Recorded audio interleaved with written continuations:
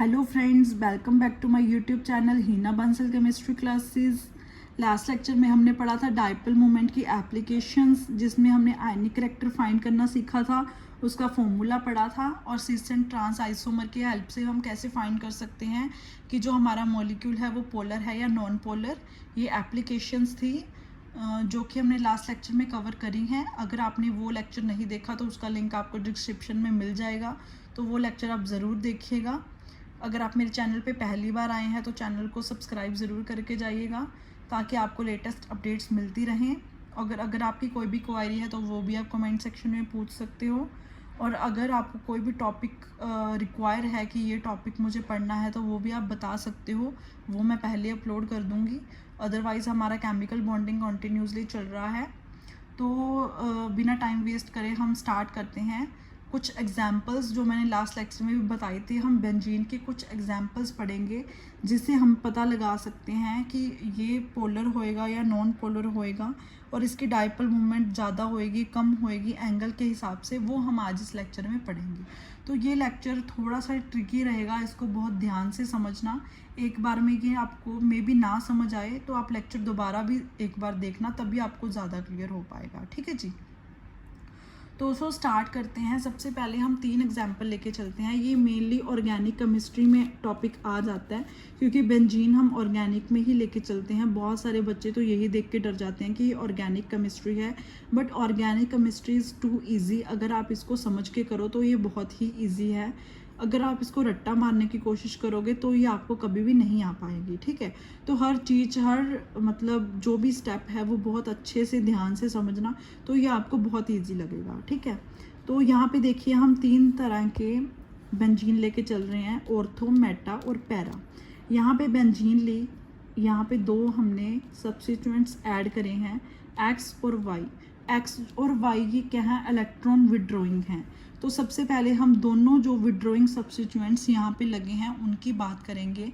Next जो हम case लेके चलेंगे, एक उसमें विड्रॉइंग होएगा और एक डिनोटिंग होएगा। ठीक है, तो यहाँ पे हम सबसे पहले बात करते हैं, और अगर x और y दोनों सब्स्टिट्यूएंट्स जो हमारे यहाँ लगे हैं वो इलेक्ट्रॉन विड्रॉइंग हो, तो एक जो सब्स्टिट्यूएंट है हमारा ऑर्थो पे लगा है, एक मेटा पे और एक पैरा पे।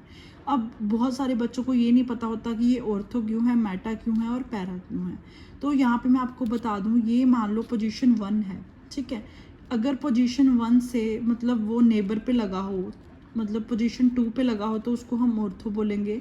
अगर 3 नंबर पे लगा हो तो उसको हम मेटा बोलेंगे, और अगर 4 नंबर पे लगा तो उसको हम पैरा बोलेंगे। ठीक है जी। ये डाइपोल मूवमेंट आप अभी मत देखो, क्योंकि जैसे जैसे मैं आपको आगे समझाऊंगी तभी आपको समझ में आएगा कि ये डाइपोल मूवमेंट्स मैंने यहाँ पे क्यों लिखी हैं। ठीक है, अब ये देखिए कि दोनों क्या है, इलेक्ट्रॉन विड्रॉइंग ग्रुप हैं। जब इलेक्ट्रॉन विड्रॉइंग ग्रुप है तो हमने लास्ट लेक्चर में भी ये पढ़ा था कि जो इलेक्ट्रॉन विड्रॉइंग ग्रुप है वो जो इलेक्ट्रॉन्स है अपनी तरफ खींचेगा, मतलब अपनी तरफ विड्रॉ करेगा। क्योंकि ऑब्वियस ही बात है, इलेक्ट्रॉन विड्रॉइंग ग्रुप का मतलब यही है ना कि वो इलेक्ट्रॉन अपनी तरफ विड्रॉ करेगा। तो जब इसने इलेक्ट्रॉन अपनी तरफ विड्रॉ करे तो ये एरो ऊपर की तरफ चला गया और ये भी एरो ऊपर की तरफ चला गया। इसने भी इलेक्ट्रॉन विड्रॉ करे, इसने भी इलेक्ट्रॉन विड्रॉ करे, इसने भी इलेक्ट्रॉन विड्रॉ करे, इसने भी इलेक्ट्रॉन विड्रॉ करे। अब हम सबसे पहले केस 3 डिस्कस करते हैं। अब ये देखिए, ये वाली ऊपर जा रहा है एरो, ये नीचे आ रहा है। तो हमने लास्ट लेक्चर में यही पढ़ा था, या उससे पहले के लेक्चर्स में हमने जब डाइपोल मूवमेंट करी थी तो यही पढ़ा था कि अगर फोर्सेस अपोजिट हों तो वो एक दूसरे को काट देंगी। जब एक दूसरे को वो काट देंगी तो उसका मतलब डाइपोल मूवमेंट क्या आएगा, 0 आएगा। ऑब्वियस सी बात है। ठीक है, अब यहाँ पे देखिए, ये इधर जा रहा है, ये इधर आ रहा है। अब इसके बीच में कुछ ना कुछ बॉन्ड एंगल बनेगा, मतलब ये फोर्सेस काट तो सकती नहीं। ठीक है, अब यहाँ पे भी कुछ ना कुछ बॉन्ड एंगल बनेगा, ये भी फोर्सेस नहीं काट सकती। ठीक है, अब यहाँ पे एक ट्रिक है, more angle and less dipole moment. जितना एंगल ज़्यादा होएगा उतनी ही डाइपोल मोमेंट कम होएगी। अब यहाँ पे एंगल देखिए, अगर हम ये और ये लेके चलें, इसमें एंगल कितना बन रहा है, 180 डिग्री। एंगल सबसे ज़्यादा है, इसमें इसमें कम हो गया, इसमें सबसे कम। अगर इसमें सबसे कम है तो इसकी मतलब सबसे ज़्यादा डाइपोल मूवमेंट इसकी होएगी, फिर इसकी कम, इसकी 0 हो गई।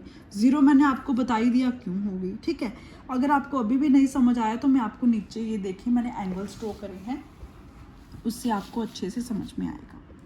सबसे पहले केस 1 में देखिए, ये जो है म्यू 2 डाइपोल मोमेंट क्या हो रही है, यहाँ पे ऐड हो रही है क्योंकि एक ही डायरेक्शन में जा रहे हैं। जब एक ही डायरेक्शन में जा रहे हैं तो यहाँ पे एंगल देखिए 0 है, कोई एंगल नहीं बन रहा।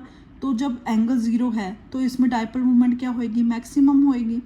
अब केस 2 में देखिए, केस 2 में ये ऐसे है, ये ऐसे है, पर इसके बीच जो बन रहा है ये म्यू, इसका रिजल्टेंट हो गया। ठीक है, ये फिजिक्स वाले बच्चों को ज़्यादा अच्छे से क्लियर होता है क्योंकि फिजिक्स में 24 घंटे हम रिजल्टेंट ही देखते रहते हैं, जो कि मुझे बहुत बेकार लगती थी फिजिक्स। तो ये क्या है, यहाँ पे कुछ ना कुछ एंगल बन रहा है। कौन सा एंगल बन रहा है, ये तो कॉमन सेंस की बात है, हम छोटी क्लासेस में पढ़ते आ रहे हैं। 90 डिग्री का एंगल बन रहा है और थर्ड में देखिए 180 डिग्री का एंगल बन रहा है। अब हमने पहले ही डिस्कस करा, जब 180 का एंगल बनेगा तो यहाँ पे म्यू क्या होगा, 0।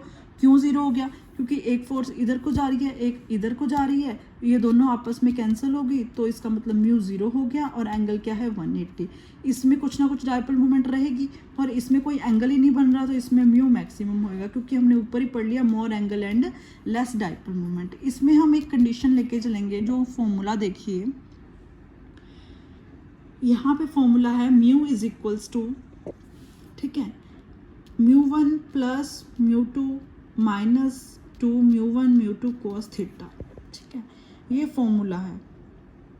इसको जो है यहाँ पे हमने एक कुछ भी लगा सकते हैं, मतलब हमने लेट कर लिया कि μ1 इज इक्वल्स टू μ2 है। ठीक है, तो यहाँ पे cos थीटा की वैल्यू पे ही मेन डिपेंड करेगा क्योंकि जो डाइपोल मोमेंट है वो थीटा पे ही डिपेंड करती है। ठीक है, तो अगर थीटा 0 है तो 1 इसकी वैल्यू है। cos थीटा की ये वैल्यूज़ आप याद रख लेना क्योंकि ये मैथमेटिकल का पार्ट है। केमिस्ट्री वाले बच्चों के पास अगर मैथ्स है तो उनको तो इजी लगता होगा, अगर कुछ बच्चों के पास बायोलॉजी भी होती है तो उनके लिए थोड़ा सा मुश्किल पार्ट हो जाता है, बट ये बहुत इजी है, तो ये वैल्यू आप याद रख लेना।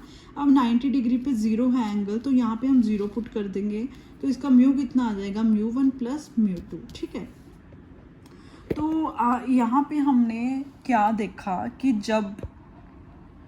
जब भी एंगल हमारा 180 था, इन केस ऑफ जब x और y क्या है, इलेक्ट्रॉन विड्रॉइंग ग्रुप्स हैं, तो यहाँ पे म्यू 0 रहेगा, यहाँ पे 1.5, यहाँ पे 2, मतलब ऑर्थो में सबसे ज़्यादा डाइपोल मोमेंट, फिर मेटा में और फिर पैरा में।